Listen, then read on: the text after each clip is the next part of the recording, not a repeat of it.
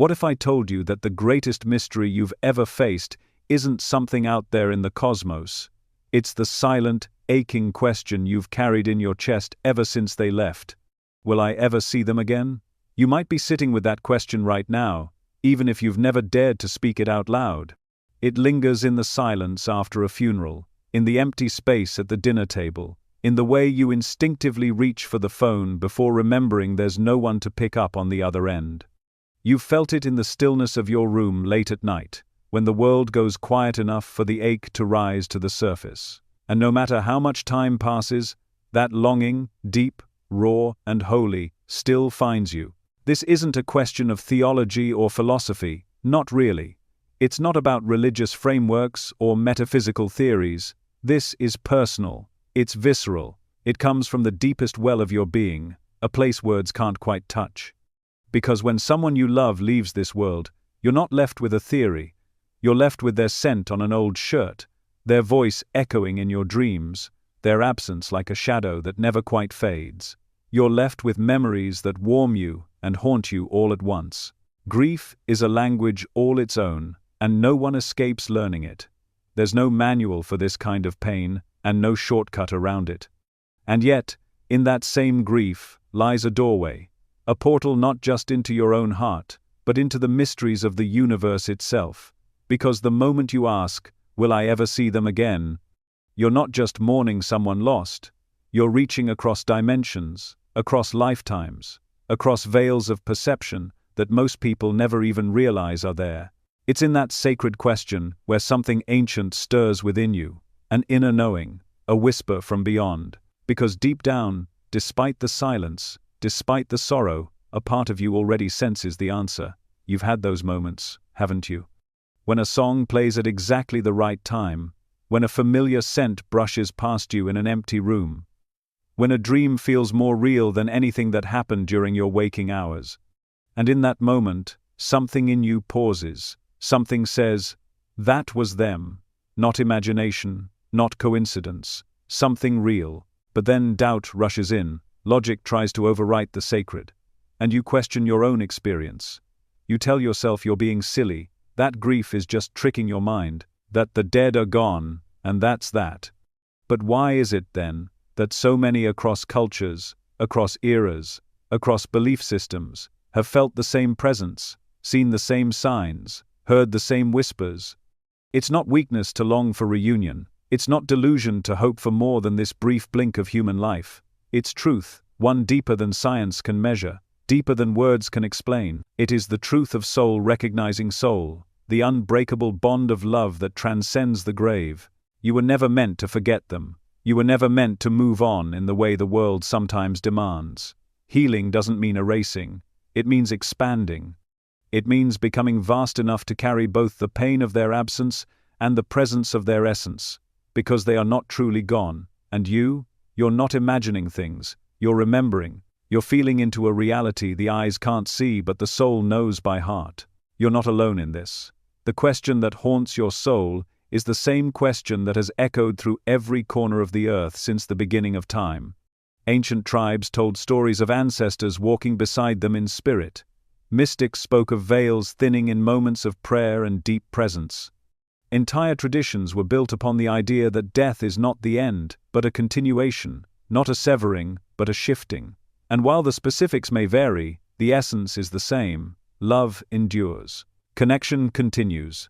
But here's where it becomes even more sacred, even more powerful. This question doesn't just connect you to the one you lost, it connects you to yourself. Because in asking if you'll see them again, you're really asking something else too. Is there more than this? Is this all I am, just skin and breath and time ticking away? Or am I something more? That question, born of grief, cracks you open to a deeper awareness, a spiritual awakening.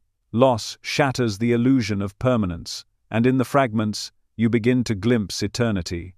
And that glimpse, brief though it may be, is often enough to begin the journey inward, toward the realm of spirit, toward the truth that this life, beautiful and messy and precious as it is only one note in a much greater symphony. You will see them again, but not in the way the mind expects, not in the way movies show or books describe. You'll feel them before you see them, sense them before you hear them. And sometimes, when the timing is just right, when your heart is still enough, your mind quiet enough, you'll know. You'll just know that they're right there, closer than your breath. And so, as we begin this journey together, I invite you not to abandon your grief, but to bring it with you. Let it walk beside you like a trusted companion. Because grief is not the enemy, it's the proof of love. And love, true love, never dies. It changes form. It becomes light. It becomes memory. It becomes presence felt in the soul rather than seen by the eyes. This question that haunts you, it's not a curse. It's a calling. A call to awaken, to remember, and to reconnect. Not just with them, but with who you really are. A soul, eternal, walking through this temporary world with the wisdom of something far beyond. So ask the question. Ask it fully. Ask it with every part of your being.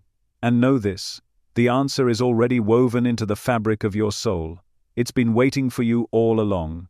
What if I told you that everything you've been taught about death is missing the most important truth of all?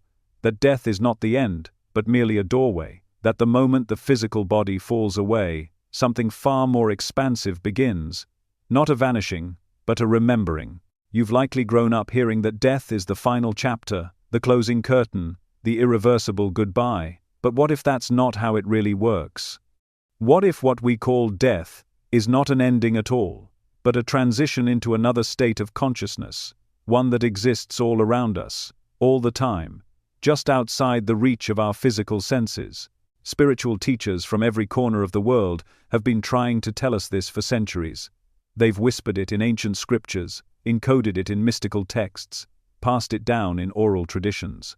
From Himalayan mystics to modern-day regression therapists, the message has remained the same. Death is not the opposite of life. It is the continuation of it, just in a different form. You are not a body with a soul. You are a soul that temporarily inhabits a body.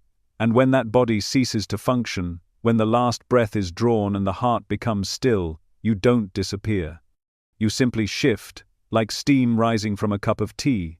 The essence of who you are lifts out from the vessel it once filled. You expand beyond time, beyond pain, beyond the constraints of this world, into something vast and intelligent and entirely alive. The ancient sages of the East describe death as the moment the soul returns home, not in fear, but in relief. To them, it wasn't a punishment or a failure, it was a natural release, a returning to source, a shedding of layers.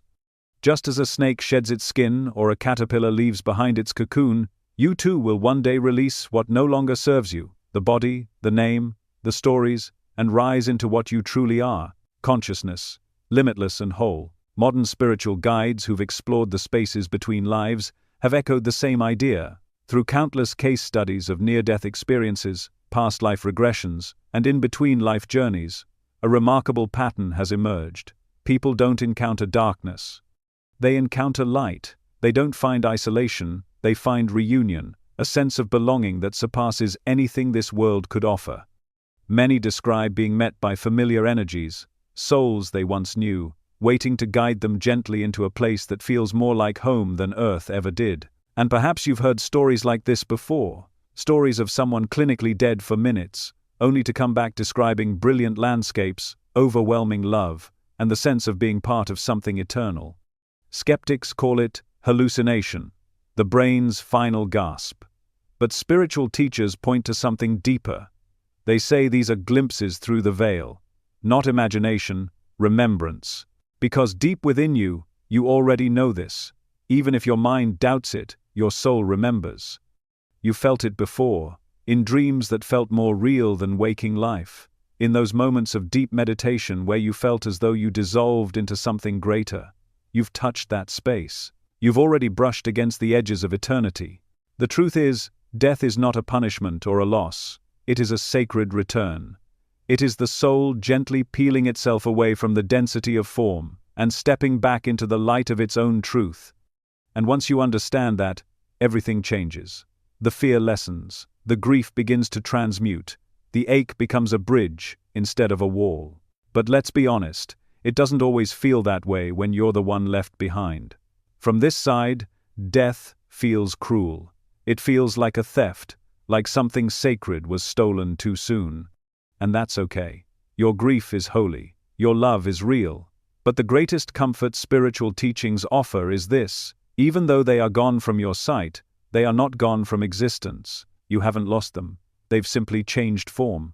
The mystics describe this world as the illusion, Maya, a dense dream where everything appears separate and solid, but beyond it lies the real, a world of energy, of vibration, of pure awareness. And it is there, just beyond the veil, that your loved ones now reside, not far away, not unreachable, but in a different frequency, like a radio station that you can't quite tune into, though it's broadcasting all around you. Think of the soul as a beam of light, infinite, constant, divine. While alive, that light is filtered through the lens of the body, creating a limited experience. But when the body falls away, the beam returns to its full power. It doesn't disappear, it expands. It rejoins the field of consciousness from which it came, where all souls are connected. That means that your loved ones are not in some distant, unreachable place. They are part of the fabric of reality itself. And because you are too, you are never truly apart from them. Spiritual guides often say that those who have crossed over continue to watch, to guide, to love. They are not bound by time or distance anymore. They don't miss you the way you miss them, because in their realm, separation is only an illusion. They see you, they feel your thoughts, your sorrow, your memories, and when your heart aches for them, they feel it as a pulse of love, not as sadness, but as connection. Because in the space beyond the physical, love is the language, the gravity, the glue that binds all things together. You are not alone. Not now, not ever. And when your time comes, and it will, as it comes for all, you will not be afraid. You will be welcomed, recognized, held. You will remember everything you forgot when you entered this life. And you will see, with clarity beyond anything you've ever known, that no connection was ever lost. That no goodbye was ever final. That every soul you have loved is still with you, and always has been. So let this truth settle into you, not just as an idea, but as a knowing. Death is not the end. It is not the void. It is not the darkness. It is the return to light, a light that never went out. A light you still carry within you now. Let that knowing soften your fear. Let it cradle your grief. And let it remind you that this life, as precious and beautiful and fleeting as it is just the beginning of something far, far greater. You are an eternal being, woven from love itself.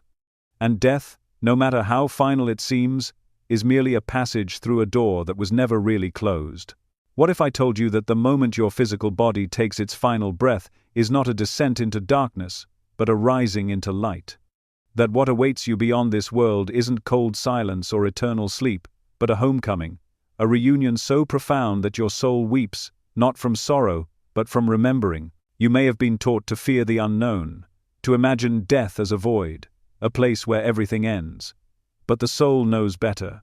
Deep within you, underneath the mind's worry and the body's limits, there lives a knowing, a whisper that death is not the end of the story. It's the turning of a page, the opening of a door, the continuation of a journey you've already been on for lifetimes. The truth is, when the body releases you, when the breath grows still and the heart no longer beats, something miraculous happens. You do not fade. You do not vanish. You become more of who you truly are. And as the veil lifts, you remember what the world had made you forget. That you are light, consciousness, eternal presence. Spiritual traditions and countless near-death experiences point to the same pattern, an immediate shift in awareness. Many describe floating gently above their physical form, looking down at their body with a strange detachment, no longer identifying with it, but watching with a kind of loving curiosity. There's no fear in that moment, just peace, as if something sacred is unfolding exactly as it should. The pain is gone. The weight of the physical is lifted. And what emerges is a sense of freedom so immense it's hard to put into words. And then, almost always, the next part begins, the arrival of those who come to greet you. This is one of the most beautiful and consistent truths shared by people who have temporarily crossed over. You're not alone. You are never alone. In that moment of transition, you are met, welcomed, in fact, by familiar souls. Some you may recognize instantly: a grandparent, a parent, a dear friend, or even a beloved pet. Others may feel familiar in a way that goes beyond this lifetime: souls from your greater soul family, the ones who have walked with you through countless incarnations. They come with no judgment, no agenda, only love. They are there to guide you gently into your next state of being. These welcoming souls don't just stand at the edge of your new beginning, they hold your hand through it. They radiate a peace so deep, a joy so real, that all earthly sorrow begins to dissolve in their presence. In that space, love is not something said or shown, it is the very air you breathe, the very essence of the place you now enter. Many describe this transition as moving through a tunnel or a passage, a journey that is less about distance and more about vibration. As you pass through, you begin to shed the layers of the physical experience: fear, limitation, attachment, ego. What's left is something pure, something luminous. It's you, unfiltered, unburdened, unbound. And as you move closer to the light, because there is always light, you don't encounter judgment. You encounter understanding. Not a courtroom, but a mirror. You are offered the chance to review your life, not with shame or guilt, but with compassion. You see the moments of love you gave, the kindness you offered, the pain you caused. But rather than being punished, you are shown how each act, each word, each thought created ripples, not to condemn you, but to teach you, to expand your awareness, to remind you that everything you do matters because you are part of everything. You begin to see the bigger picture. You remember your soul's intention, the reason you came into this life, the lessons you chose to learn, the people you agreed to meet. And suddenly, things that once felt meaningless begin to make sense. The heartbreaks, the challenges, the moments of loss, they were never punishments, they were agreements, contracts your soul made for growth, for awakening, for love. And here's the most comforting truth of all. In that place, no one is ever lost. Every soul is known. Every bond of love is honored. If someone you love passed before you, they are not missing, they are waiting, watching, helping, sometimes appearing in dreams, sometimes sending signs in ways you can't quite explain. The love you feel for them is not a memory, it's a thread that still connects you, a thread that only grows stronger when you cross over. For some, this transition is quick and seamless. For others, it may take a little longer to adjust. Some souls need time to process, to rest, to release the density of human life. But no matter the pace, they are never alone. Guides are always present, loving beings who assist in healing and preparing the soul for whatever comes next. Whether it is returning to the spiritual plane, reuniting with soul groups, or eventually choosing another incarnation, every step is supported. Nothing is forced.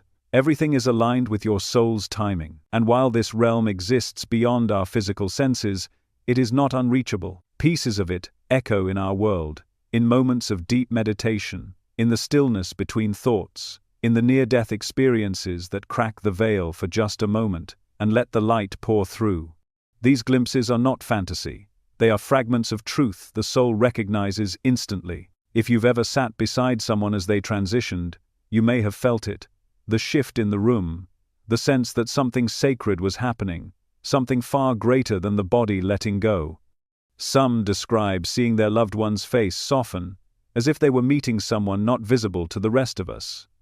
Others speak of words whispered to the air, names, smiles, gestures of recognition. These are not hallucinations, these are beginnings. The journey beyond the body is not a step into the unknown. It's a return to what you've always known but temporarily forgot. It is where love speaks without words, where time folds in on itself, where truth is not learned but remembered. You are not a visitor here on earth by accident, and when your time comes to return home, it will not be by accident either. It will be the next breath of your soul, the next unfolding. And when that moment arrives, you won't be afraid, because they'll be there, those you've loved and lost. They've never really left. They've simply been walking a little ahead of you, waiting for the moment they can turn around, smile, and say, "You made it, welcome home." The soul's journey beyond the body is not a myth or a story to comfort the grieving. It is a truth your heart already knows. A truth written in the stars, echoed in your dreams, and whispered in the silence when you miss someone so deeply it hurts. That ache? It's not just pain. It's your soul remembering that love cannot be destroyed, only transformed. And every goodbye in this world is just a setup for a greater reunion in the next. What if I told you that the people who matter most to you in this life, the ones who stir something deep within you, whether through love or challenge, aren't here by chance? They've walked beside you before, in lifetimes your conscious mind can't remember but your soul never forgot. Have you ever met someone, and felt like you've known them forever, not just a feeling, but a certainty, like you were continuing a conversation that started lifetimes ago? That sense of instant recognition isn't coincidence, it's memory. Not of this life, but of another, maybe several. Because souls travel in groups, not alone. And the ones who return to your life, in different forms, again and again, are part of your soul family, connected to you by something far deeper than biology or circumstance. Imagine for a moment that your life isn't a standalone story. It's a chapter in a vast and beautiful book, written across dimensions. Each time your soul incarnates, it returns with intention. It comes back not only to learn, but to reunite with others who have also chosen to evolve. These are the souls who challenge you, inspire you, hurt you, heal you, the ones who wake you up. Together, you form a soul group, a constellation of consciousness that orbits around shared growth. And the roles you each play are never fixed. In one life, your best friend may have been your sister. In another, your father could return as your child. The soul isn't bound by identity the way the body island. It chooses its roles strategically, lovingly, as part of a much bigger purpose. This is why certain people can impact you in ways no one else does. It's not about time spent or shared interests. It's about soul memory. The feeling that this connection existed long before this moment, and will exist long after. Sometimes the ones who hurt you the most are the ones closest to you on a soul level, not because they want to cause pain, but because they agreed to help you grow in a way only they could. These relationships, though often difficult, are sacred. They are the mirrors through which you confront your deepest wounds, your greatest fears, and your hidden strengths. You don't meet these souls randomly. You meet them because your higher selves orchestrated it, because both of you needed what only the other could provide. This is the nature of soul contracts, invisible agreements made in the realm between lives, where your soul reviews its past experiences and plans its next incarnation. And in that sacred space, it recognizes other souls, familiar, beloved companions, who say, "I'll meet you there. I'll play this role, even if it's painful. I'll be your parent, your partner, your betrayer, your teacher, whatever it takes to help you remember who you really are." These bonds transcend time, culture, and physical form. That's why you can meet someone who looks nothing like anyone you've ever known, speaks a language foreign to you, and yet you feel instantly at home with them. The connection defies logic because it isn't logical, it's spiritual. It's the result of many lives woven together through love, karma, and mutual evolution. Some people come into your life and feel like home. Others feel like fire. And some, like a storm that tears everything apart, only to leave you clearer than ever before. All of them are part of your soul group, playing out their roles so that your soul can grow. You may not always recognize them right away. Some relationships unfold gradually, revealing their purpose through seasons of life. But once you understand the pattern, it becomes impossible to unsee it. The repeating dynamics, the unexplainable chemistry, the instant sense of trust, or the immediate resistance, it all begins to make sense. And it isn't always about love in the romantic sense. Soul connections show up in friendships, families, mentors, rivals, even strangers who cross your path for just a moment but leave a lifelong imprint. The purpose is always the same: awakening. Sometimes that awakening is gentle, sometimes it's a rupture that forces you to rebuild. Either way, it's sacred. And it's not random. Your soul chose the people in your life, even the ones you struggle with, especially them, because their presence is designed to activate something within you. Maybe it's the courage to set boundaries, maybe it's the compassion to forgive, maybe it's the strength to walk away. Whatever the lesson, the connection exists to elevate you, sometimes through joy, sometimes through pain, but always toward truth. And you've done the same for them. Just as others play a role in your evolution, you are part of theirs. You may not know how. You may never see the full impact you've had. But every act of kindness, every moment of honesty, every difficult truth you've spoken, every time you've shown up when it mattered, you've been the catalyst for someone else's soul to grow. The beauty of soul groups is that they evolve with you. As you raise your vibration, you may find some relationships fall away, not out of failure, but completion. The contract is fulfilled. The lesson is learned. And just as people leave, others arrive, new teachers, new mirrors, new soul companions who are aligned with your next phase. This is the natural rhythm of soul evolution.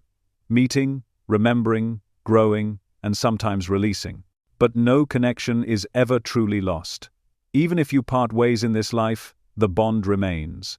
In another lifetime, you may meet again under different skies, with different faces, in a new context. But the essence, the energy of that connection, will still be there, pulsing underneath the surface, drawing you back to each other once more. There's a kind of grace that comes from understanding this. Suddenly, you stop seeing relationships as random or unfair.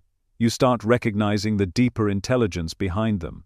You stop blaming people for not being who you wanted them to be, and instead ask, what were they here to teach me? What was I here to teach them? And even in heartbreak, you find healing, because you understand that every soul who touched your life came with a purpose. And so did you. You didn't come into this world alone, and you won't leave it alone. Your soul group is with you, whether you're aware of it or not, guiding you, challenging you, loving you in ways that defy human language. And when your time here is done, they'll be there too, waiting, smiling, reminding you that this was never goodbye. Only a pause. Only a dream inside a dream, one that your soul chose so it could wake up again. This is why certain people keep coming back into your life. Because on a level deeper than memory, deeper than logic, your souls are bound together by love and by purpose. And no amount of time, distance, or death can undo that truth. It was written long before you were born, and it will echo long after you are gone. What if I told you that the dream you had last night, the one where you saw their face again, where you heard their voice so clearly it made you weep when you woke up, wasn't just your imagination processing grief, it was real? That moment wasn't a memory, it was a visitation. There's something sacred about dreams. They unfold in the silence of night when the mind is quiet and the heart is most open. In that stillness, when the physical world recedes, you step into another kind of reality, one that's softer, more fluid, less bound by time and space. The laws of the waking world don't apply there. And that's no accident, that's by design. Because the dream state is one of the most powerful bridges between this world and the next. When someone you love dies, they don't vanish, they shift. Their soul, no longer tethered to the physical body, exists in a realm of energy, a dimension where thought is communication, and love is the medium. But they're still connected to you. They still feel your longing, your questions, your sorrow, and because the bond is not broken, they find ways to reach back. One of the most profound and consistent ways they do this is through your dreams. These aren't ordinary dreams. You know it when you wake up. There's a weight to them, a clarity. They don't slip away like other dreams do. Instead, they imprint something deep in your being.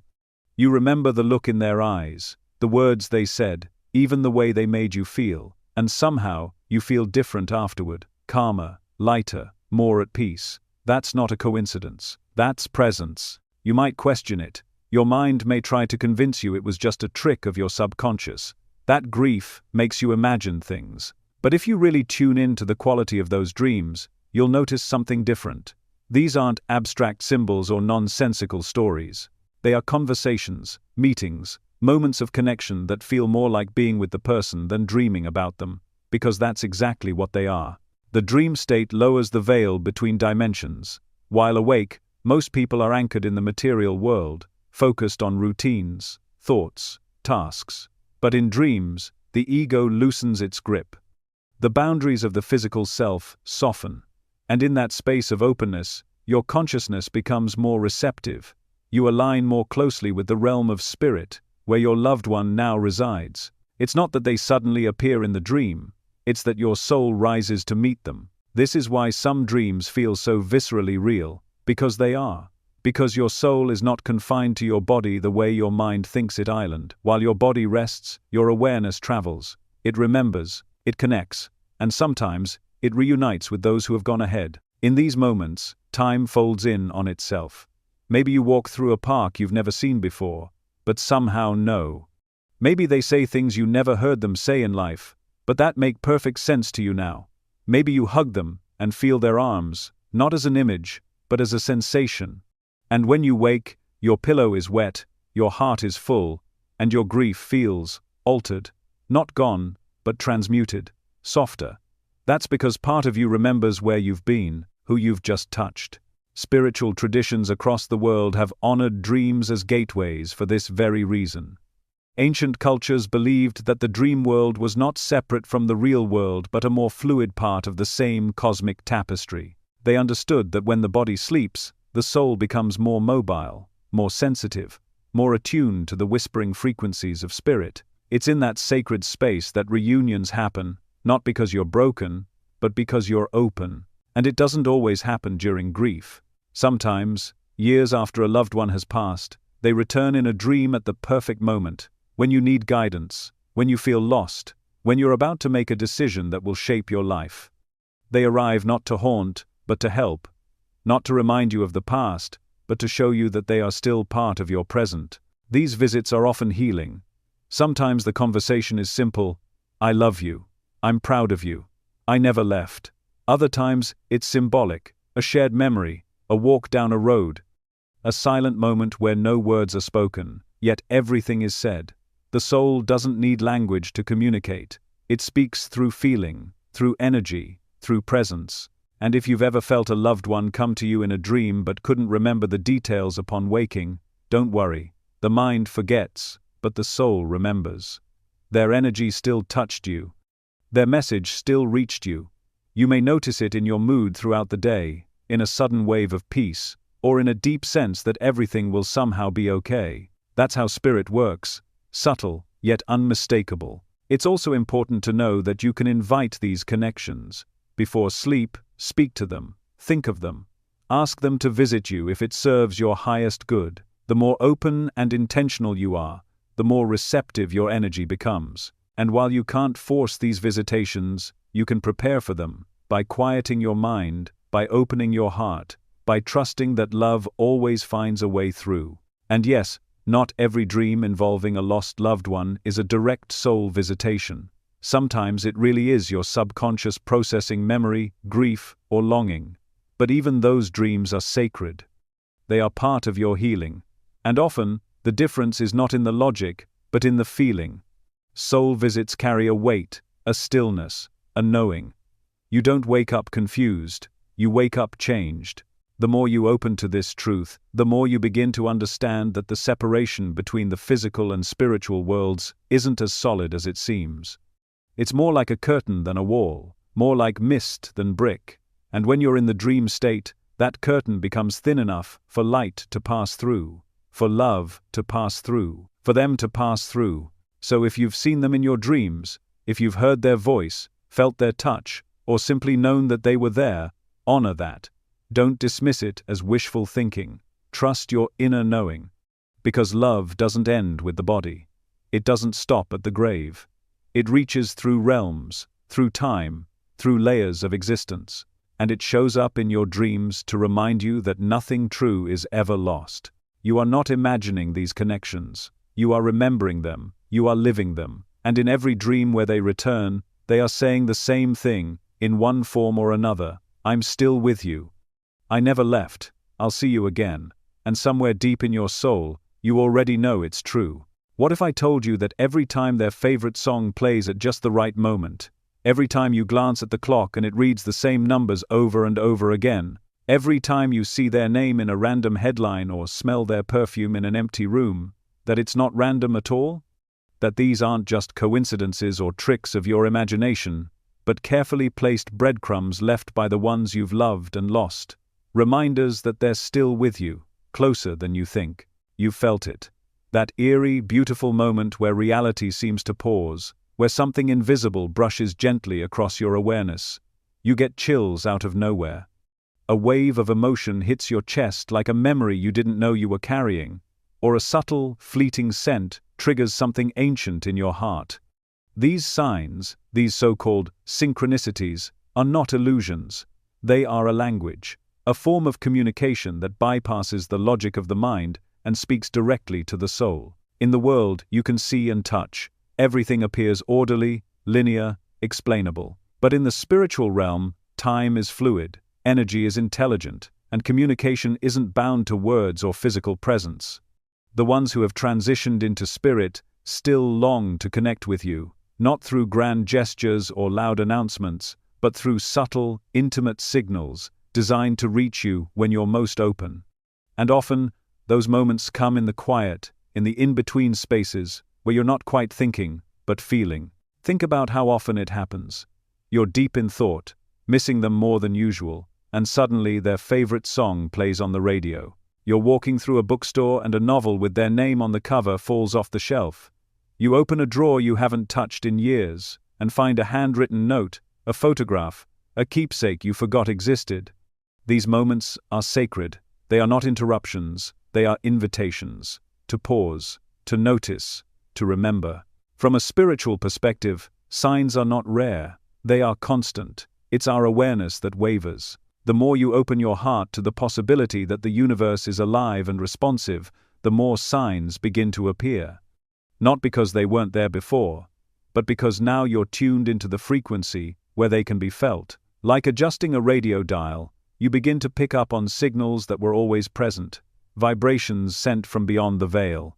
Some of the most common signs come in the form of repeating numbers. You might keep seeing 1111, 222, 444, or other number patterns. These aren't just quirks of perception. Numbers hold vibrational meanings in many spiritual traditions, and when you repeatedly see them, it's often a message that you're being watched over, guided, loved. It's a cosmic nod from the universe, a gentle confirmation that you're not walking through this life alone. Others experience signs through animals or nature. A butterfly landing on your shoulder at the exact moment you speak their name. A cardinal appearing in your window every morning. A dragonfly circling your head when you're lost in thought. Many cultures see these messengers as vehicles for spirit, temporary vessels through which your loved ones can say, "I'm still here, I see you, I love you."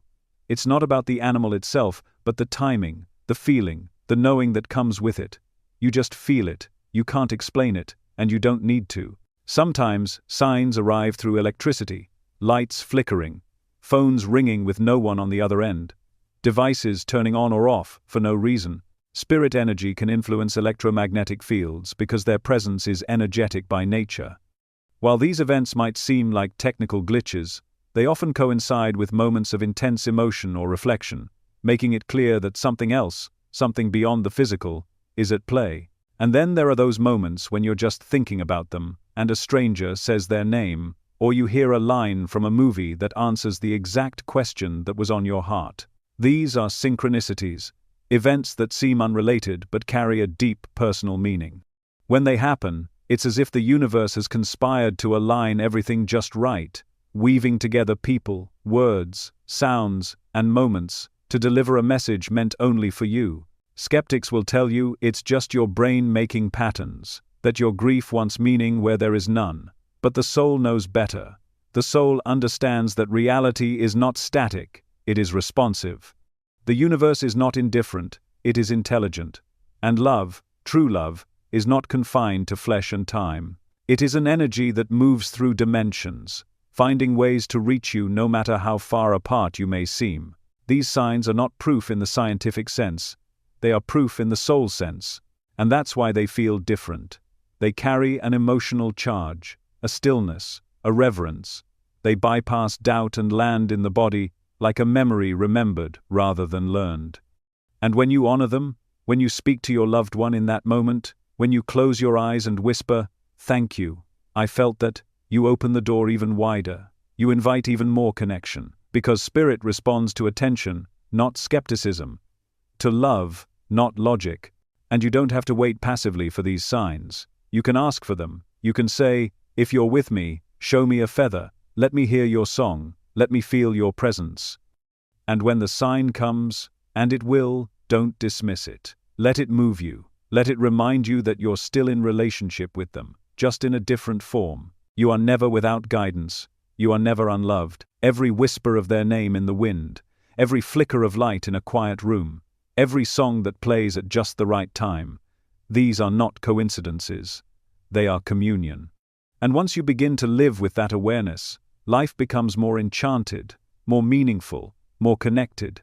The science of signs and synchronicities isn't found in laboratories. It's found in the heart, in the way your body reacts to something your mind can't explain, in the way your eyes fill with tears when a moment touches something you thought was gone forever.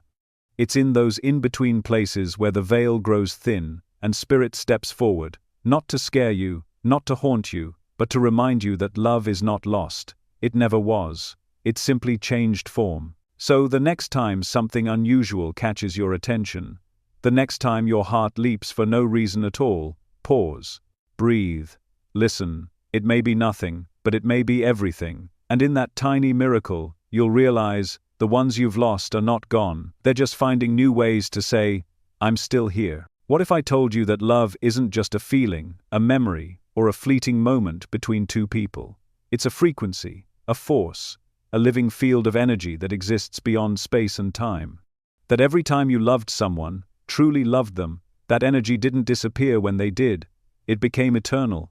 Love, in its purest form, is indestructible, and in the spiritual dimensions, it is the very currency of connection. You felt it before, that unmistakable warmth when thinking about someone who's no longer physically with you, the soft pressure on your chest, the unspoken knowing that somehow they're still part of your life.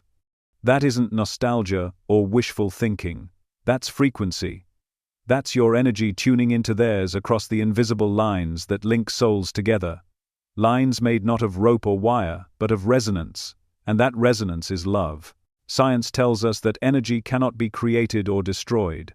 It can only transform. Everything in the universe vibrates at a frequency. Your thoughts, your emotions, your intentions, and especially your love. And spiritual science goes one step further. It says love is the highest of all vibrations. It's the purest expression of the divine. It's the original language of the universe. Not spoken in words, but in waves. Not measured in time, but in timeless connection. This is why when someone passes, the love you shared doesn't end. It doesn't fade. It doesn't weaken. It simply changes form. You no longer feel it through physical touch or sound, but through sensation, intuition, and presence. The bond continues because it was never about the body to begin with. The love existed before the form, and it remains after the form is gone. It was always soul to soul, frequency to frequency, light to light. So many people ask, where did they go? But the better question is, where did the love go? And the answer is, nowhere. It's still here. It's still alive. It lives in you, around you, through you. And if you allow yourself to tune into it, not with your mind, but with your heart, you'll realize you've never been disconnected, not for a single breath. There's a kind of spiritual technology that operates beyond the limits of our physical senses. A system of energetic alignment where love acts as the bridge between dimensions. When you think of someone with deep affection, when your heart reaches toward theirs, when you speak their name with reverence or call them silently in prayer, you activate that frequency. And they feel it. Not in some vague symbolic way, but literally. Because love travels, it moves, it touches, it connects, and because it's non-physical, it bypasses all the limits of time and distance. This is why some people report sudden waves of peace when they're grieving, why others wake up from dreams of their loved ones and feel as if they've been held all night. Why, in moments of silence or meditation, you may feel an unmistakable sense of presence in the room. These are not hallucinations. They are love speaking in its native tongue. Energy, vibration, resonance. Think of love as a radio signal. If you're tuned to the right station, you can hear the music clearly. But if you're off frequency, all you get is static. Spirit doesn't need to shout to get your attention. It waits patiently for you to slow down, to quiet the noise, to become receptive, because when you do, you begin to match their frequency. And in that space, communication happens, not through words, but through knowing, through feeling, through direct connection. And it works both ways. Just as you can feel them, they can feel you. When your heart aches with longing, when your tears fall quietly in the dark, when you smile at a memory or speak their name with love, they receive it. That energy moves through the veil. It reaches them, and they respond, sometimes with signs, sometimes with dreams, sometimes with a sudden, overwhelming sense of peace, but always, in some way, they answer. Because love, in its highest form, is an ongoing conversation. This is why the loss of a loved one often awakens a deeper spiritual awareness. Because grief cracks the shell of the ego. It softens the barrier between the physical and the spiritual. And in that opening, you begin to perceive more, feel more, understand more. The pain you feel isn't just absence, it's the stretching of your soul across dimensions, reaching for the one who still exists, just in a different state of being. And the love you send out doesn't vanish into the void. It lands exactly where it's meant to go. Spiritual wisdom from many cultures tells us that love is the organizing principle of the cosmos, that all creation is held together by this invisible force, binding stars and souls alike. In the realms beyond the physical, love is the environment itself. It's the very air the soul breathes. And the more love you give in this life, the more you align with that eternal frequency. You are, quite literally, building a bridge to the higher dimensions every time you choose love over fear, compassion over judgment, connection over separation. This is also why healing is possible, even after death. If a relationship was unresolved, if there were things left unsaid, if forgiveness never came, love can still travel backward. It can still repair, still soothe, still speak. Just as love can reach forward into the future, it can reach into the past. You can send it to them now, and they will receive it, because at the frequency of love, nothing is bound, nothing is limited, nothing is lost. You don't need to be a mystic to feel this. You already have. Every time you felt them near, every time your heart swelled for no reason, every time you caught yourself smiling at something only the two of you would understand. That was love, making itself known. That was the frequency of connection, vibrating quietly beneath the surface of your day. And if you're still doubting, still wondering if this is just poetic sentiment or spiritual fantasy, consider this. The most powerful moments of your life, the ones that changed you, the ones you never forgot, all had one thing in common: love. Whether through joy or heartbreak, it was love that expanded you. It was love that taught you. It was love that made you more of yourself. Why would something so powerful, so transformative, simply end? The answer is, it doesn't. It evolves. So let this be your reminder. Love is not a temporary emotion. It's not a chemical reaction. It's not a story with a beginning and an end. Love is the frequency of your soul, the pulse of the universe, the language of the divine. And when someone you love transitions from this world, their love doesn't go with them, it stays. It wraps around you. It moves through you. It becomes the very field you walk through each day. You are still connected. Not because you remember them, but because you still feel them. That feeling isn't a ghost. It's a signal. It's them, and it's you, vibrating together across time and space, bound by something eternal. Love. The only thing powerful enough to outlive the body, to transcend death, to carry you home. So don't wait for proof. Don't look for logic. Close your eyes. Tune in. Let your heart become the receiver. Because love is still broadcasting. And the message is always the same: I'm still with you. What if I told you that the heaviness in your chest, the ache that doesn't quite go away, the way your breath catches when you hear their name, it's not just pain, it's a doorway? What if I told you that grief isn't something you need to fix or rush through, but something sacred, something that, when fully embraced, opens the veil between this world and the next? Most of us are taught to fear grief, to suppress it, numb it, avoid it at all costs. Society tells us to move on, to be strong, to find closure. But what if grief isn't a problem? What if it's the soul's way of breaking you open so that something deeper can come through? Because grief, when fully felt, doesn't separate you from those you've lost, it brings you closer. Grief is sacred. It's an initiation, and like any initiation, it asks everything of you. It takes the tidy version of your life and unravels it. It humbles you, strips you bare, brings you to your knees. But in that vulnerable space, where your ego no longer knows what to do, your soul begins to speak. Your intuition sharpens. The world becomes quieter, slower, more tender. And in that stillness, something happens. The veil thins. Have you ever noticed how grief slows time? How the world suddenly feels like it's moving through water, and everything becomes more fragile, more alive? That's not an illusion. That's your perception shifting. Your soul has stepped forward, because grief has pushed the mind aside. And in that altered state, your sensitivity increases. You begin to feel what you couldn't feel before. You hear whispers in silence. You sense presence in empty rooms. That's not your imagination, that's connection, that's spirit finding a way in. There is an old truth that only the broken heart can truly open. Grief shatters the shell that separates the physical from the spiritual. It softens the ego, the part of you that clings to identity, logic, and control, and in doing so, it creates space. Space for the unseen to enter. Space for your loved ones to reach you not through the body, but through the soul. You begin to dream differently. You start noticing signs.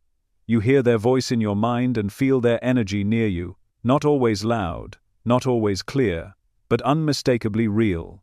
And here's the paradox. While grief may feel like absence, it is actually the echo of presence. You grieve because something real existed, a bond, a love, a shared path. And that bond doesn't dissolve with the body, it shifts, it transforms.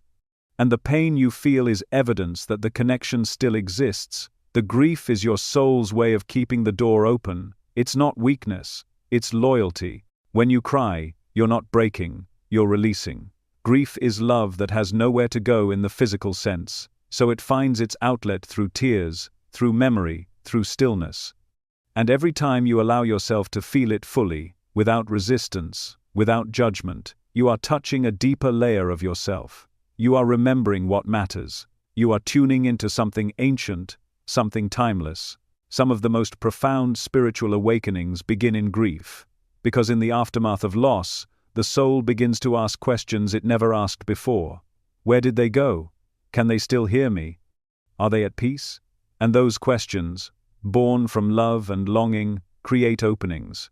They stretch your awareness beyond the physical world and invite you to explore what lies beyond.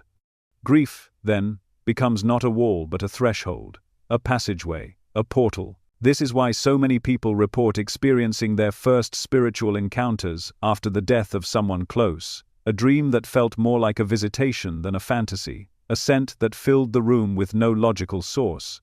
A flicker of light, a song on the radio, a sudden warmth in the chest. These are not accidents, they are responses, answers, spirit reaching back through the grief to say, I'm still here. Keep your heart open. But for that to happen, you must feel, you must grieve, you cannot bypass it, you cannot shortcut it, because grief is not just something to survive, it's something to learn from. It teaches you presence, it teaches you depth, it teaches you how to hold two truths at once, the pain of missing someone and the peace of knowing they're still with you. In this way, grief is not linear. It moves in spirals, waves. It returns when you least expect it, not to harm you, but to remind you, to say, there is still more love to feel, more healing to allow, more truth to uncover. And every time you say yes to that wave, you grow. Not away from them, but toward them, toward your own soul, toward the divine. Even in its most painful form, grief is holy. It invites you to slow down, to turn inward, to shed the distractions of daily life, and sit in the rawness of your own being. And in that silence, you begin to sense what you couldn't feel before. The presence of the one you love, the way they now exist as light, as energy, as memory alive in your cells. And just as grief can open the door to spirit, spirit can help you carry the grief. When you open yourself to the possibility that your loved one is still present, still aware, still loving you from the other side, the weight of sorrow shifts. It doesn't disappear, but it becomes lighter. You stop grieving as someone abandoned, and start grieving as someone still connected, someone in communion, someone walking through life with invisible hands holding theirs. There is great wisdom in sorrow, if you're willing to listen. Grief reshapes your understanding of love, of life, of what it means to be human. It burns away illusions, and leaves behind only what's real. And what's real is this: the bond between souls does not break, it deepens, it evolves, it transcends flesh and time. So the next time the grief rises, whether as a tear, a memory, or a silence that suddenly feels heavy, don't run, don't numb, don't label it as weakness. Sit with it, breathe into it. Let it teach you, let it soften you, because in that softness, something opens, a doorway between worlds, and through that doorway, you will find them, not as they were, but as they are, pure, free, still loving you. Grief is not the end of the story, it's the sacred passage, the bridge your soul walks to rediscover that love, in its truest form, never leaves, it only changes shape. And every tear you shed is not a farewell, but a prayer, a beacon that says, I still love you, I still remember, I'm still listening, and somewhere, just beyond the veil, they are too. What if I told you that every word you've whispered into the silence, every late-night conversation spoken into the darkness, every, I miss you, and, can you hear me, has been received? That your departed loved ones don't exist in some unreachable place, cut off by the finality of death, but are instead listening, responding, present in ways more profound than you may realize. There's something so human about the impulse to speak to those who are no longer physically here. You might find yourself talking aloud in the car, murmuring their name when no one's around, or feeling the urge to share a moment with them even though they're not in the room. And you wonder, is this just my mind trying to cope? Is it just grief echoing into the void? But what if it's not? What if those moments of spontaneous communication are more real than anything you've been taught to believe? Death changes the relationship. It doesn't end it. The body may be gone, but the essence, the soul, the consciousness, the energy, is still very much alive. And it hears you. It responds to the frequency of your voice, your thoughts, your emotions.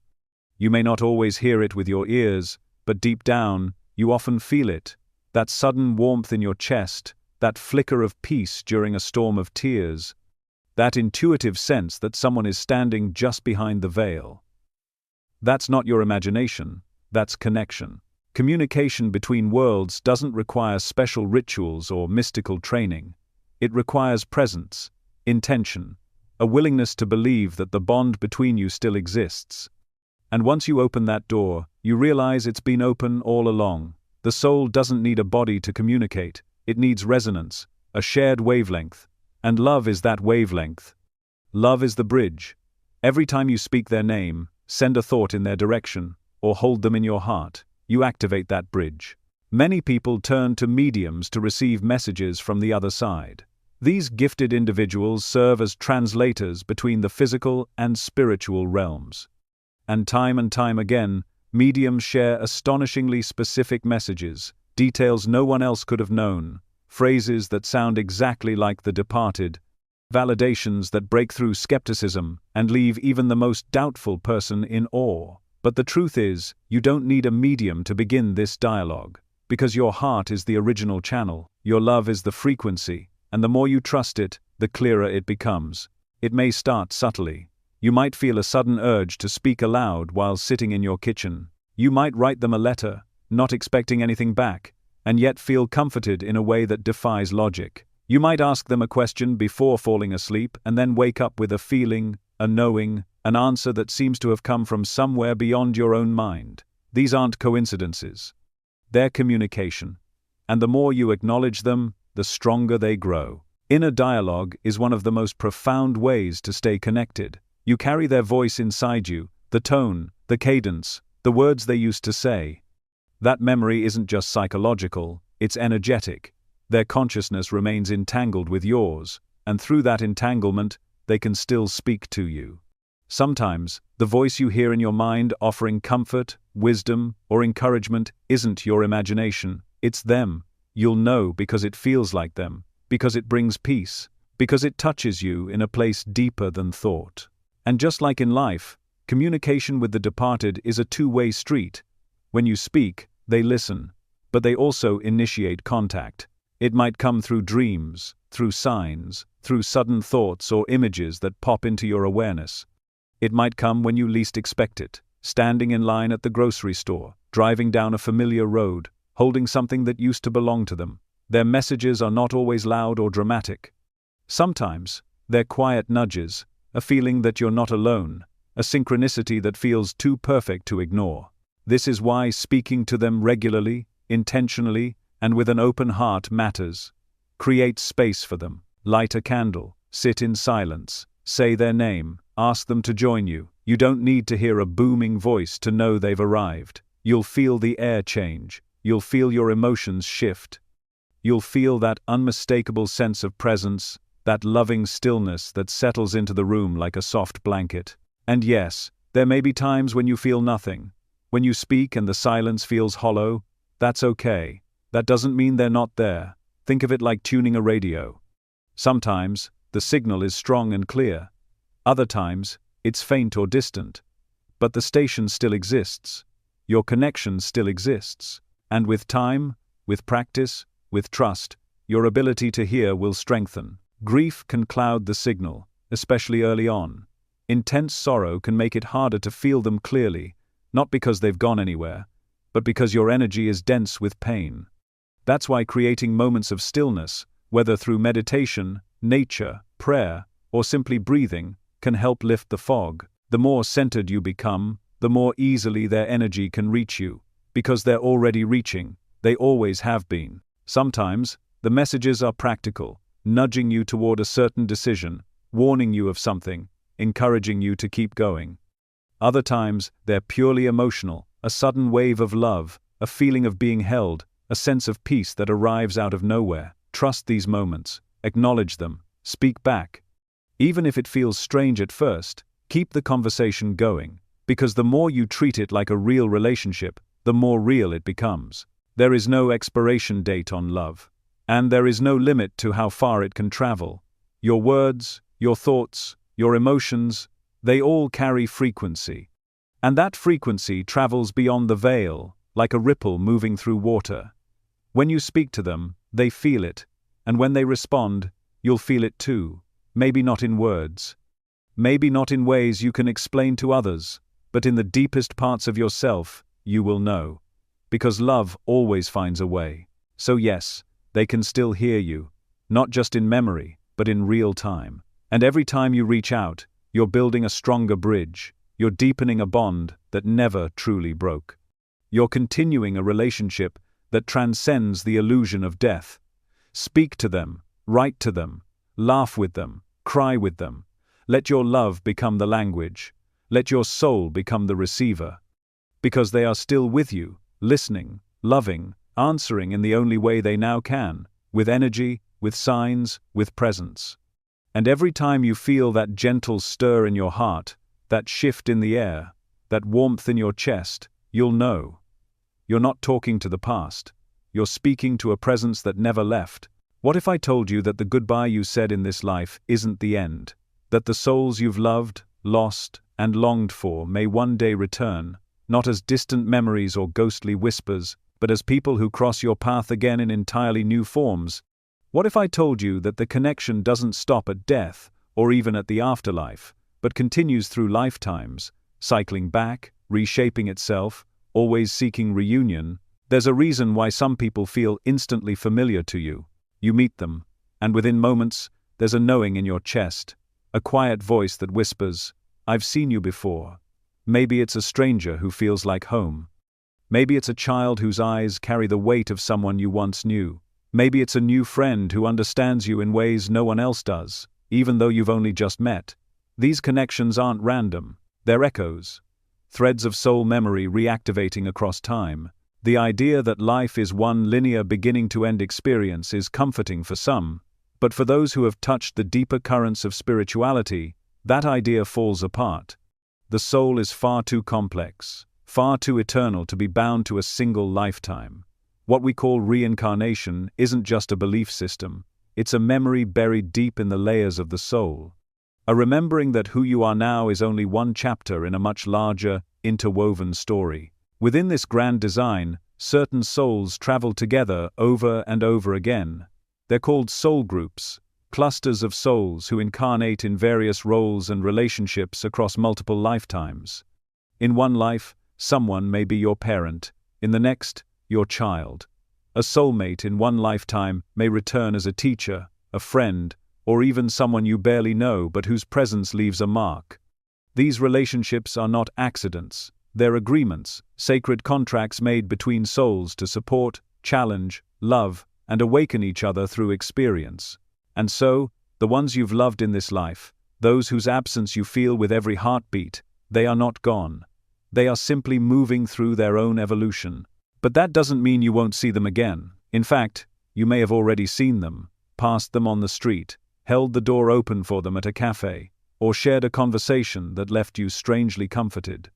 The soul recognizes long before the mind does. And these encounters, though brief, are not without purpose. They are sparks of reconnection. Sometimes, these soul reunions are powerful and undeniable. A new friend enters your life, and within days it feels like you've known each other forever. A romantic partner awakens something so ancient in you it feels sacred. A child is born, and the moment you hold them, your heart says, "There you are."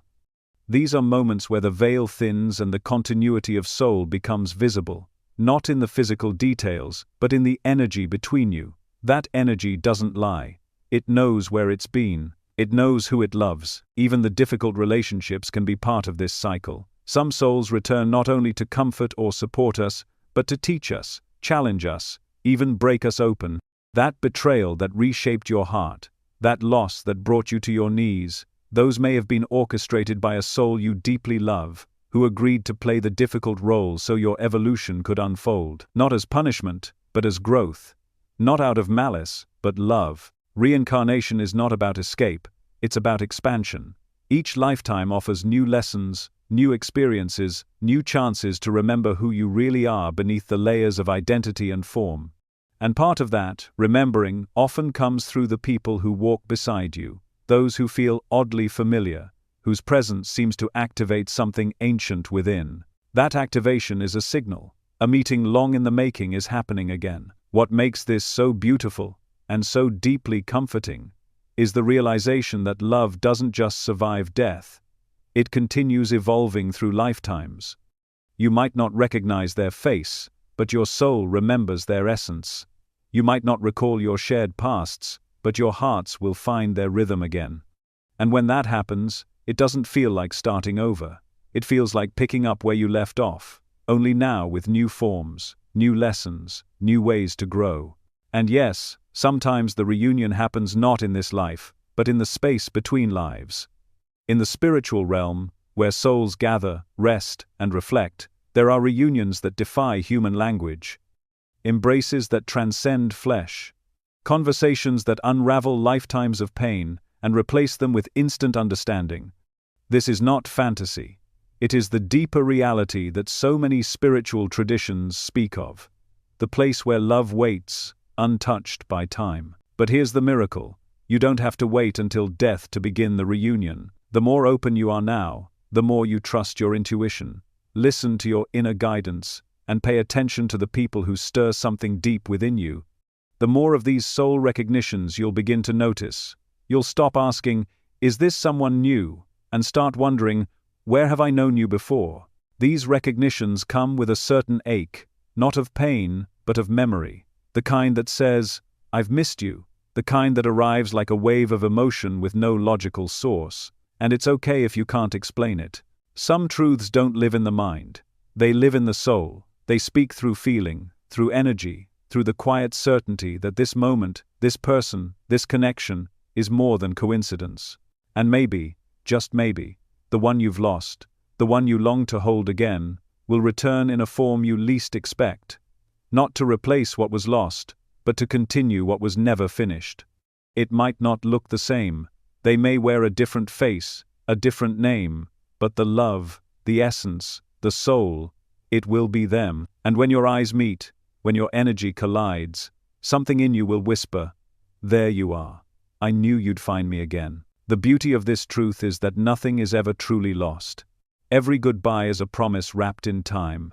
Every tear you shed is watering the soil for a future reunion. And even if it doesn't happen in this lifetime, it will happen. The soul is patient, love is eternal, and the threads that bind you are not bound by death, they are woven into the fabric of eternity. So when you find yourself missing them, wondering where they've gone, or whether you'll ever see them again, remember this: you already have, you already will. Because love doesn't live in one lifetime, it lives across all of them, and the ones you're meant to walk with will find you, again and again, in forms you can't predict, but hearts you'll recognize instantly. Your story with them didn't end. It's simply in a new chapter, and the next meeting might be closer than you think. What if I told you that the wag of a tail, the soft purr of a cat, the silent gaze of an animal you once held dear, none of it was ever lost? That even after their bodies grow still, our pets never truly leave us. They remain, not just in memory, but in energy, in spirit, in the spaces where love still lingers. If you've ever loved an animal with your whole heart, you know that connection doesn't feel simple or one-sided. It feels sacred, wordless, soul-deep. Our pets don't just coexist with us, they bond with us in a way that often transcends even human relationships. They feel our moods, they sit beside us in our darkest hours. They celebrate our quiet joys without needing explanation. There's something unconditional in their presence, something pure, and because of that purity, their love becomes a powerful energy that doesn't just vanish when they pass on, it transforms. Many people who have lost beloved pets report vivid dreams that don't feel like dreams at all. A dog running through a meadow, a cat curling up on the edge of a bed, the sensation of fur brushing past the leg in the middle of the night. These experiences are not fragments of wishful thinking, they are visitations. The spirit of an animal, free from physical limits, yet still emotionally bound to you, returns in the way it knows how. Through dreams, sensations, signs, and energy. You might not see them with your eyes, but you feel them. You know when they're near. It's not uncommon to hear people say they still hear the jingling of a collar in the hallway, that they sense the familiar weight of paws on the foot of their bed, that a certain spot in the house still feels occupied, somehow alive. These aren't tricks of grief. They are the soul's way of registering something the mind can't fully explain. Because pets, like humans, are spiritual beings. Their consciousness doesn't dissolve after death, it expands. And when the bond is strong, as it so often is with animals, they come back. Some return briefly, just to reassure you that they're okay, that you're okay, that the love you gave them mattered more than you know. Others remain with you for longer, quiet companions watching over you from the other side. You may not notice them every day, but in the soft spaces between thoughts, you feel them. And sometimes, when you're struggling, they find ways to make themselves known again, through scent, sound, warmth, or synchronicity. There are countless stories from people around the world who have felt their departed pets beside them at just the right moment. A grieving woman hears her dog's bark one last time while crying into her pillow. A child sees their cat leap onto the couch, only for it to vanish a moment later. A man, lost in mourning, finds a feather on his dog's favorite trail even though it hasn't rained feathers in weeks. These moments may seem small, but they carry the weight of divine reassurance. They're reminders that death did not sever the connection, it simply changed the form of it. Spiritual teachings from many traditions honor the role of animals as not only companions, but spiritual allies. Some cultures believe animals have souls that are ancient and wise, returning in various forms across lifetimes to assist, protect, and guide. Others see them as messengers, bridging the gap between the physical and spiritual worlds. In either view, one thing is clear: the love shared with an animal is not casual or disposable, it's karmic, intentional, eternal. There are those who speak of pets reincarnating, returning to the same family, in a different body, at a different time. A dog with the same habits, the same spot to sleep, the same way of comforting you with a silent gaze. A kitten that shows up on your doorstep days after your old one passed, and somehow knows the layout of your home. While skeptics may scoff, those who've lived through it know. You feel it. You recognize them, not with your mind, but with your heart. because the bond was never really broken, it just circled back in a new form. And for those pets who don't return physically, they often continue to work with you energetically. Animals are highly attuned to vibration. In life, they instinctively protect your energy field. They sense your sadness before you speak it. They sit on your chest when your heart is heavy. They walk beside you even when you don't notice. In death, that service doesn't end. They continue to guard your spirit, to guide your emotions, to send love through the spaces where grief used to live. Have you ever felt a sudden calm during a moment of distress, only to think of your pet seconds later? That wasn't your imagination comforting you. That was them, sending peace from the other side, wrapping their presence around your trembling soul, saying, "I'm still here, I'm still yours." Children often sense this more easily than adults. Before they are taught what is real and what is imaginary, children are more naturally connected to the unseen. It's not unusual for a child to continue talking to a pet after it's passed, to see it in their dreams or feel it sitting beside them. Instead of correcting them, we should listen. Because in those innocent perceptions lies a truth many adults have forgotten. Love is not limited to form, and connection does not require explanation. If you've ever questioned whether you can still speak to them, the answer is yes. Just as with departed loved ones, your pets still hear you. Talk to them, call their name. Sit in the silence and let yourself feel their energy. Light a candle, place their collar or a photo in a sacred space. Invite them in, not for closure, but for continued companionship. Because love, once created, doesn't die. And the love between a human and their animal is often the purest, most selfless love. Their island, in a world that can feel cold and uncertain, animals bring warmth without asking for anything in return. They teach you to be present, to love without words, to give without condition.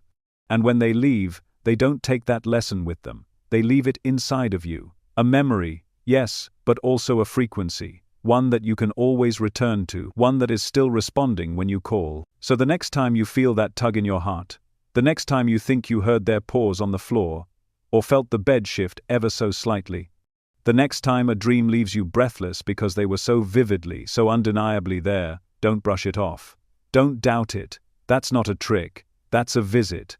That's love enduring. That's your companion saying, "I never really left. I'm still walking beside you. I always will." What if I told you that the quiet voice in your heart, the sudden hunch that saves you from a wrong turn, or the peaceful feeling that washes over you in the middle of chaos, isn't random? What if that subtle whisper of wisdom you sometimes hear in your mind, guiding, protecting, nudging you towards something better, isn't just intuition? It's them, the ones you've lost, still loving you, still watching over you, still guiding you from beyond the veil. Death does not erase a soul's devotion. If anything, it frees it. When someone you love transitions to the other side, they don't simply dissolve into the void. Their consciousness remains active. Their awareness sharpens. And if there's still love between you, and there always is, they often choose to stay near, not as lingering spirits trapped in limbo, but as luminous beings with a mission, to guide you, to help you remember who you are, to walk beside you, not in body, but in energy, not in sight, but in spirit. You may not always recognize their presence, but they are closer than you think. Every time you felt the hair on your arms stand up without explanation, every time a warning came to you in a flash of insight, every time a coincidence felt too perfect to be chance, there they were, sending signals, adjusting circumstances, aligning you with your soul's path. This is the secret they don't often teach. Your loved ones don't just disappear, they become guides. And in many cases, they are the ones pulling you out of danger before you even knew you were in it. Have you ever noticed how certain ideas come to you fully formed, like messages dropped straight into your awareness? Or how you get a strong feeling to call someone, change your route, or check in on something, and later, you realize that action made all the difference. That's not just instinct, that's intervention. Your loved ones work through your intuition. They don't need to shout, they just need you to listen. And the more you trust those inner urgings, the more clearly you'll hear their guidance. Spirit doesn't always move in dramatic signs or booming voices. Often, their presence is subtle, like a hand on your back that you can't see but somehow feel. They guide you through dreams, flashes of memory, and even the mouths of strangers who say the exact words you needed to hear. They operate through synchronicity, the weaving together of people, moments, and signs in such precise ways that your logical mind can't explain it, but your soul knows. And every time you follow those subtle threads, you move closer to alignment. Some of the guidance is protective. You may never know how many accidents, heartbreaks, or wrong paths were gently nudged away by unseen hands. Other guidance is encouraging. They show up when you're doubting yourself, reminding you to trust your path, to keep going, to believe. Sometimes, they whisper clarity into your confusion. Other times, they simply offer presence, a warm energy that lets you know you're not alone. And it's not just the big moments. They're with you in the small ones too. When you laugh, they smile. When you cry, they wrap around you with a frequency you can feel but not touch. They celebrate your victories, however minor. They stand beside you when you think no one understands, because their job is no longer constrained by the physical world. They exist in the realm of spirit now, unlimited, expansive, free, and from that place, their love has become even more powerful. Sometimes they become full-time guides, devoting themselves to your soul's journey in a more active way. Other times, they step in when you need them most, during transitions, moments of grief, or spiritual awakening. You may even feel different energies at different times. The presence of a mother during illness, a friend during heartbreak, a grandparent during life-changing decisions. Each one brings their own frequency, their own medicine, their own light. They may also collaborate with your higher self and other spiritual guides to help orchestrate the timing of your life. That job you almost took but didn't, that relationship that ended just before you found yourself, that opportunity that came out of nowhere, they may have had a hand in that, because their love is now cosmic. It's not limited by distance, time, or form. They see your life from a higher vantage point, and from there, they work to keep you aligned, not with comfort, but with truth, not with ease, but with purpose. That's the thing about spirit guidance. It doesn't always tell you what you want to hear. Sometimes the nudge is towards something uncomfortable, because your soul needs it to grow. Sometimes the whisper says, "Let go," when you want to hold on. Sometimes the silence you feel is not absence, but trust, because they know you're strong enough to find your own way for a while. True guidance doesn't always come wrapped in warmth. Sometimes it comes in challenge, but underneath it all is love. Always love. You may be wondering how to know when it's truly them. The answer is simple. The energy never lies. If the message brings peace, clarity, or empowerment, even if it's uncomfortable, it's likely from a loving source. If it feels heavy, fearful, or disorienting, it's probably not. Love has a frequency, and once you've felt it, you know it. You recognize it by how it settles in your chest, by how it quiets your racing thoughts, by how it makes you feel held, even when no one else is around. You can deepen this connection. You can speak to them, ask for guidance, sit in silence with your hand over your heart and say, "Show me." Then listen, watch, pay attention. Guidance rarely arrives all at once. It trickles in. A thought here, a sign there, a gentle pull in a new direction. And the more you honor it, the stronger it becomes. Like tuning into a radio station, the clearer your channel, the stronger their signal. And if you're ever in doubt, if you wonder whether they're really there, or if you're just imagining it, ask for a sign. Be specific. Say, "If you're guiding me, show me a blue feather, or let me hear our favorite song." Then let it go. Don't chase it. Let it arrive in its own time. And when it does, and it often does, you'll know. You'll feel the warmth, the recognition, the love reaching across dimensions to touch you. This isn't about needing proof. It's about learning to live in the presence of unseen love. It's about knowing you are never truly alone, even when you feel lost. The ones who loved you in life now love you in spirit. They walk beside you in ways that defy logic but speak directly to your soul. And every step you take toward becoming more of yourself, they are cheering. Every time you break through pain, they are applauding. Every time you whisper their name, they answer, not with words, but with guidance, with energy, with signs that say, "You're on the path, keep going, I'm right here." So the next time you feel a sudden knowing, a strange calm in chaos, or a shift in your inner compass, trust it. That's not just you, that's your team. That's your soul, family, and spirit, still loving, still guiding, still holding the lantern as you walk through the night. What if I told you that the distance you feel from someone who has passed, the ache, the absence, the quiet space where they used to be, is not entirely real? That beyond the senses, beyond the physical, beyond what your eyes can see and your hands can touch, there is no true separation. That love, thought, and presence are not bound by space or time. And what if I told you that this isn't just spiritual sentiment, it's something both ancient mystics and modern quantum physicists are beginning to agree on? The illusion of separation is perhaps the most persistent deception in the human experience. We look at our bodies, at the walls around us, at the sky above, and we see boundaries. We believe that each of us is contained within our own skin, our own mind, our own story. When someone dies, we feel as though they have vanished into some far-off realm, a place we cannot follow. But what if that's not how reality actually works? What if those boundaries don't really exist? Mystics across cultures and centuries have spoken of oneness. They've told us again and again that all is connected, that there is a field of energy binding everything in existence. That separation is a construct of the human mind, not a truth of the soul. Whether it was Eastern sages speaking of the unified self, or indigenous elders referring to the great web of life, the message was always the same. We are not separate beings, we are strands in a single, breathing organism. And now, science is beginning to catch up. Quantum physics has turned the very foundation of our understanding of reality inside out. At the smallest levels of existence, far beyond atoms, beyond protons and electrons, everything is energy.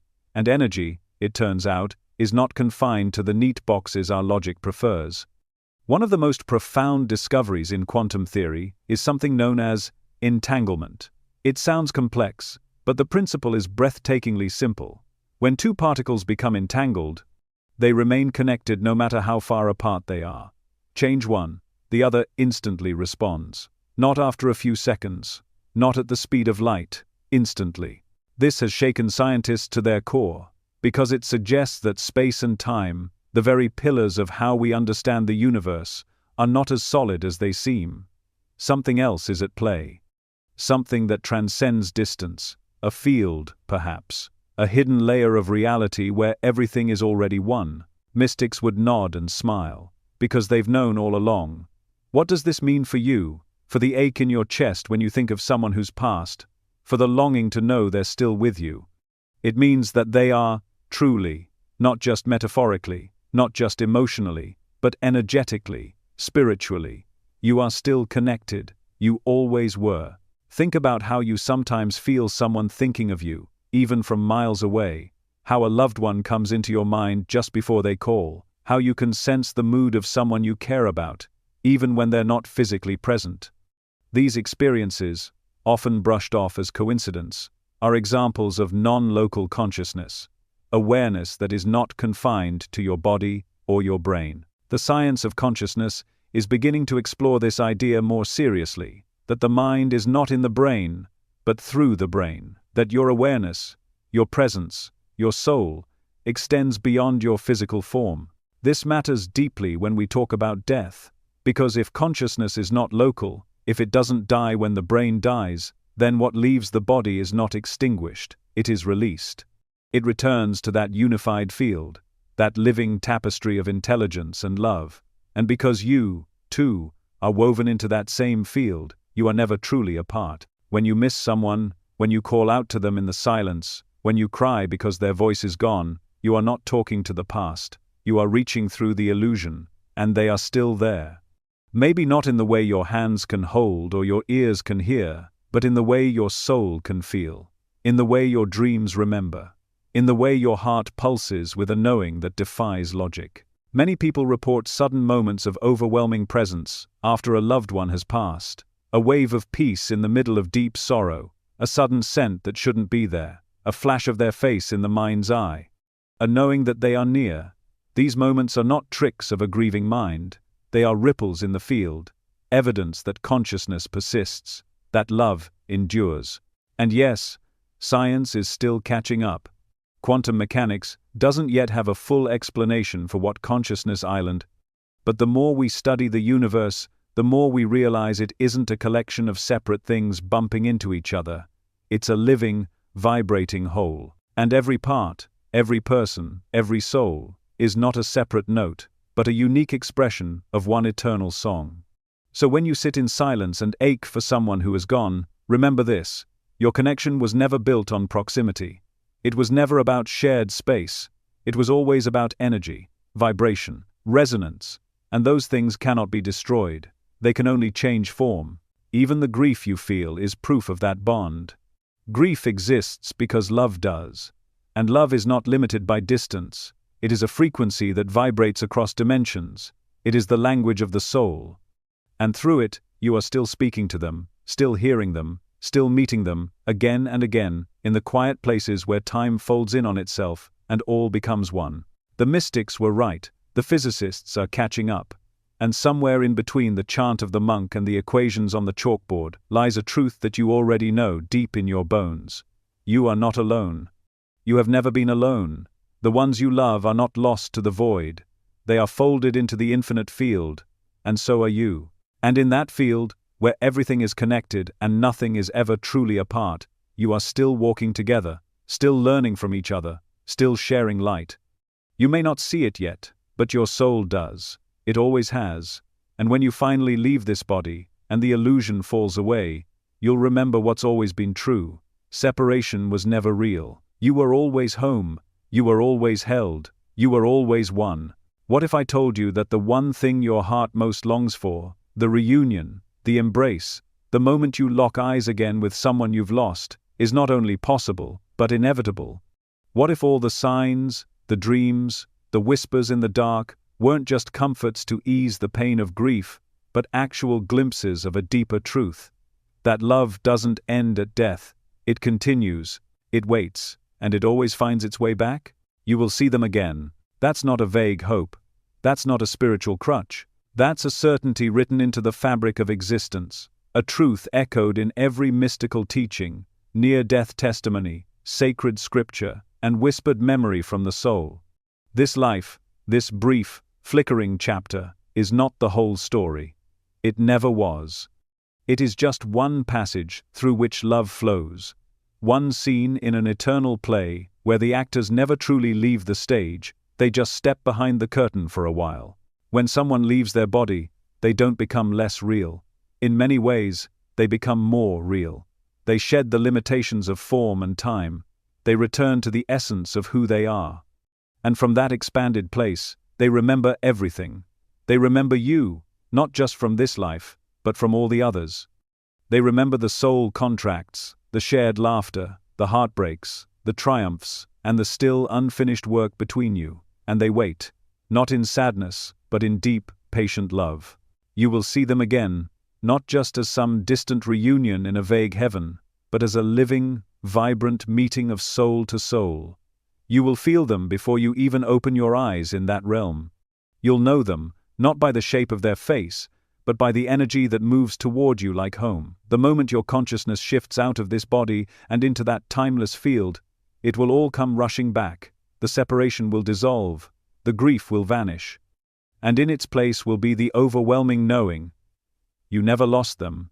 You never could. That reunion won't be forced or fabricated.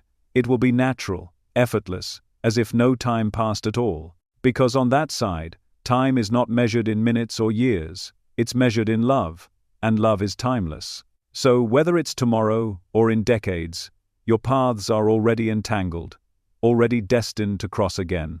But here's where it changes everything. You don't have to wait for death to begin the reunion, because every time you choose love over fear, you are aligning with their energy.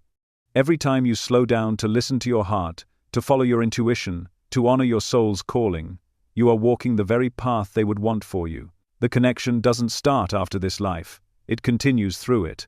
You honor them not just by remembering, but by becoming. Becoming more of who you are. Becoming more alive, more open, more present. Grief, while sacred, was never meant to be a lifelong prison.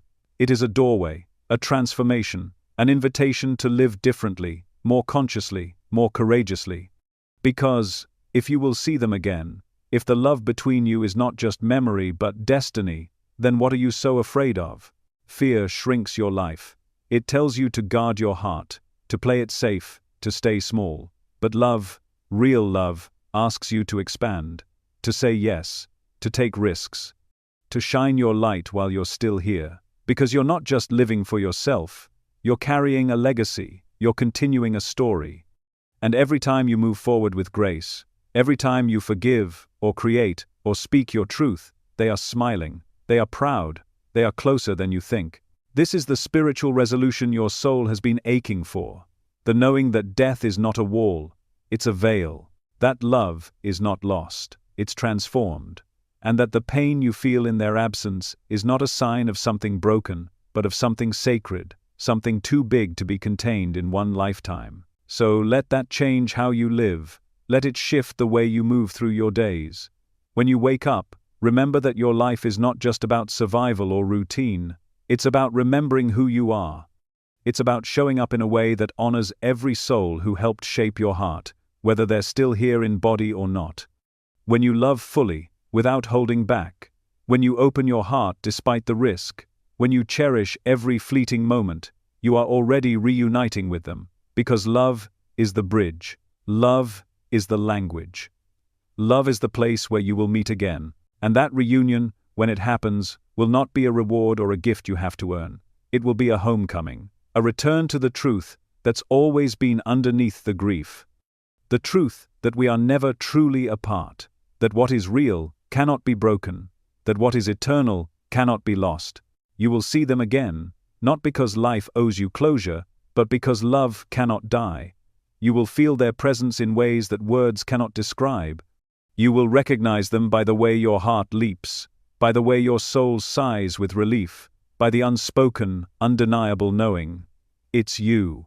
I've missed you, but we never really stopped. And when that moment comes, it won't be the end. It will be the beginning of another journey together, another chapter in an infinite story, a story that has always been written not in time, but in soul, not in endings, but in return. So live your life wide open. Let your grief teach you, not cage you. Let your love grow wild and fearless. Speak to them often. Laugh when you think of them. Cry when you need to. And above all, remember, they are not gone, they are waiting, watching, guiding. And the day you meet again, it won't feel like a miracle. It will feel like something you always knew was coming.